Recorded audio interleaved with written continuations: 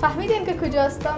یکی از جایی که من بسیار زیاد از کودکی تا به حال آرزو داشتم که یک روز بیایم و این کار انجام بدم و امروز بسیار خوش هستم به خاطر از اینکه قرار است امروز من کلالی کنم.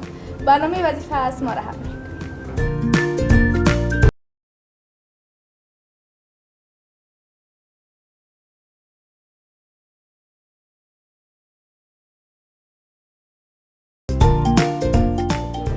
سلام علیکم. خوب هستین؟ صحتتون خوب است؟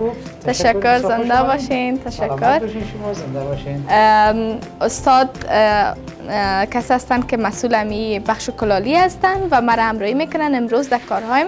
استاد خوب هستین؟ کارا بخیر میگذره؟ باشین. شما سلامت باشین. شما زنده باشین. خب استاد ما امروز آمدیم که یک روز مثل اینا شاگرد شما باشم و کارا رو ما میفهم که یاد نمیگیریم چون اینا بسیار وقت میشه که اینجا کار میکنن. فقط میخوایم آشنایی پیدا کنم با این کار شما و به تصویر بکشم و بیننده ها میبینن که شما چقدر زحمت میکشین تا که ما میتونیم این ظرفای مقبول به دست بیاریم. خب نظر عالیست. ما در خدمت ان شاء الله تا توان خدا همکاری میکنیم. زنده باشین. سلامت. اولین مرحله کاریتان در بخش کلالی و ای که ظروف کلالی میسازین کدام کار است؟ اولین مرحله در قسمت ساختار خاک است که به حساب خمیر تبدیل میشه که در اتاق دیگه بخش ماشین کار سوج است. خب اما گل خمیر میشه و بعدم پروسه ابتدایی چیزی که باز آیسته میبینیم در کجا نمی کار میکنیم. خب بسیار خوب. میریم به طرف اولین بخش کار که از خاک گل جور میکنیم. گفته استاد رو خمیر میکنیم و باز بعد از اون میایم و میبینین دیگه که در فاینال کار چی جور میشه. ماشین پکمیل یا میکسر که وظیفه است فقط هم خاک ما را به شکل گل یا خمیر تبدیل میکنه آماده کار میسازه. خب این خاک هم خاک مخصوص است دیگه درست؟ به نام چی یاد میشه؟ به نام خاک رس است. این ماشین فقط داخلش یعنی مثل ماشین گوشت توری است، پلا داره. بله. خاک بین از انداخته میشه، آب گذاشتیم بینش. خمیر میکنه دیگه این خاک. خمیر میکنه وقتی که انداختیم برای 20 دقیقه این میچرخه. زمانی که 20 دقیقه چرخی گل آماده کار میشه.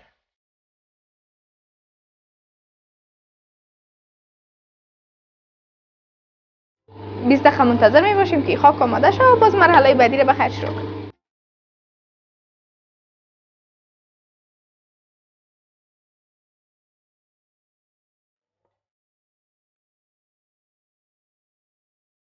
و شما به اندازه مثلا نیاز یا ضرورت از این گل میگیرین شما مثلا بله یه فقط مالش میکنین. بله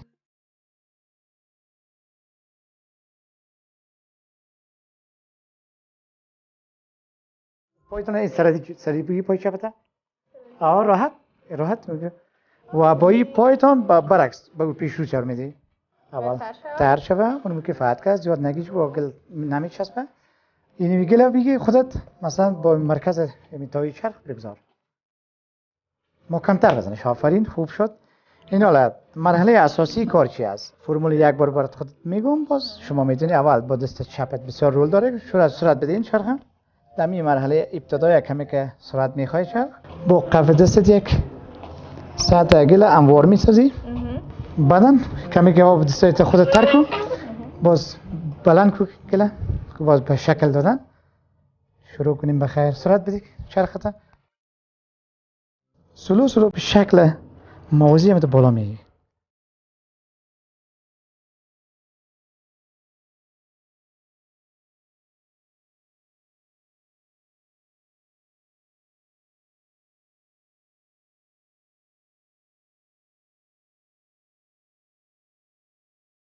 بسیار عالی. این حالا این آماده قطع شدن شد. این حالا تاره به این شکل میگذاری. اون طرف شید دست نزنده گلا کو. این طرف خودت نگاه کو. این خط میبینی؟ برو کم کم دور چرخه. بسیار کم سلو این تایج گرسی یکم دیگه اون طرف برو چرخه.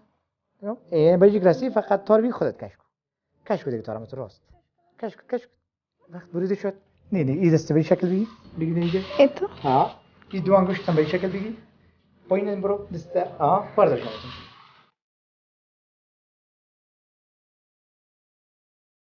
توسط گل یک بشقاب کلالی کردیم. امی قوارش جور کردیم دیگه. اینا میبینین که کارم قدر زیاد بد نبود. استادم کمک تعریف کردن و دیگه میریم به مراحل بعدی که این کدام مراحل طی میکنه. خب ما یک مدت منتظر بودیم که این ظرف ما را که از گل جور کردیم یک 30% خشک شود که به نظرم شده استاد. بله 30% خشک شده کاملا آماده تراش هست. ببینید شو وقتی میبینید بسیار تر و نرم بود ولی حالا دست زده میشه این لمس میشه. بله ما او را بسیار چی میگن به احتیاط آوردمش اما حالا میتونم که با آسانی بگیرمش. خشک شده مرحله تراشکاری داریم که حالا میریم میز ظرف خود میبریم به مرحله تراشکاری.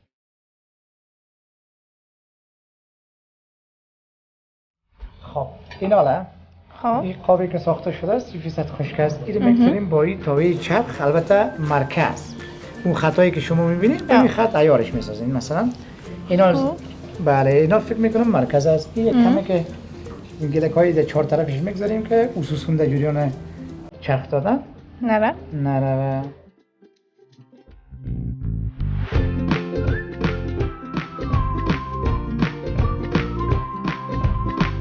اینا سعی کنید برندی کابش هستن چطور کابش درست شد برایش کاب درست شد. این مرحله بعدی است که زمانی که ظرف ما کاملا خشک شد با یک استر لایه نیاز است که اگر هر نوع دیزاینی که در روزی منتقل یا ترسیم میکنیم باید از این لایه استفاده. خب قبلا به ما استاد گفتن که لایه ها از سنگ چقمق و این یک گل است گل قشقاری که با مو سنگ چقمق یک سنگ که آتش میزد ترکیب میشه و همین لایه ساخته میشه. و بعد از لایه کردن مرحله است که یک دقیقه قدر اثر لایه گذاشت با دیزاین روش رسم میکنیم. خب درست.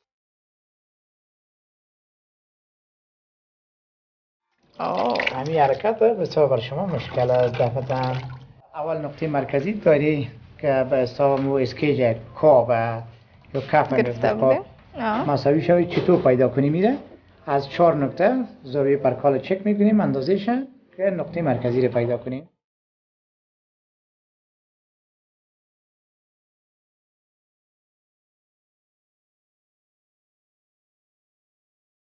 ما به خاطر که در ریاضی و خصوصا هندسه اصلا مهارت داشتی؟ اصلا مهارت نداشتم و قدر زیاد. خب ما میگم مهارت داشتی.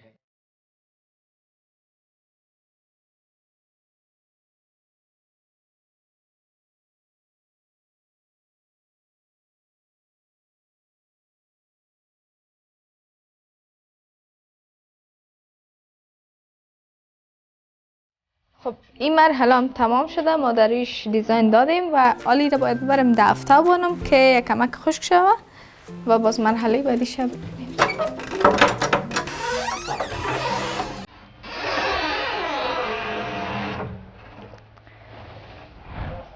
خب ظرف مفتب خورده حالا استاد در پیش داش هستن ما میبرم ظرف برشان که ایده داش میبانیم که پخته شد.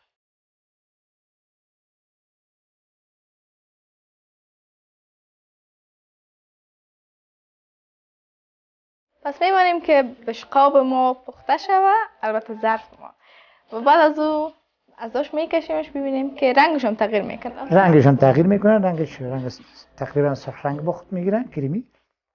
باز مرحله بعدیش میبینیم. مرحله بعدی خب حال امیر ما از داش میکشیم ظرف ما پخته شده کمک داغ و مست و دیگهش هم میمانم خود استاد بکشه من چیزی که جور کردیم مسئولیت امیر دارم و بخیر میریم طرف رنگکاری. رنگ هم کاملا رنگ خینه را داره. رنگ خینه است که یک معلومات داری قسمت که رنگ کاملا طبیعی است. رنگ ما البته از یک بوته طبیعی است به نامش قربتا یاد میشه که از اون ما درست کردیم. پس شروع میکنیم همون کار لایه‌کاری وارد. بله این همون فرمول است بسیار دیدنش آسان ولی انجام دادنش خیلی سخت دقیقاً.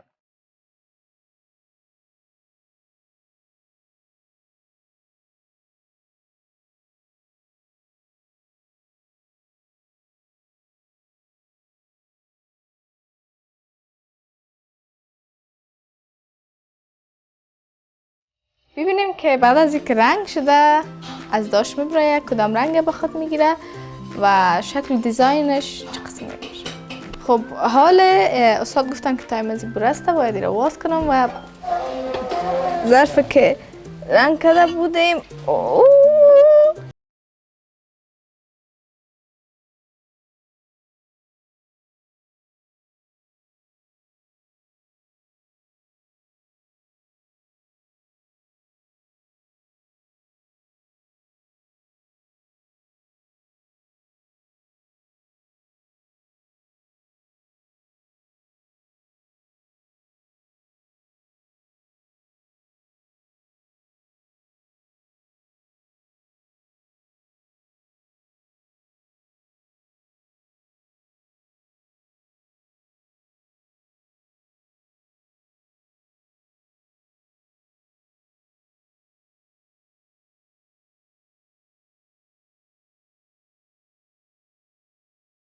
شکر از شما همچنان.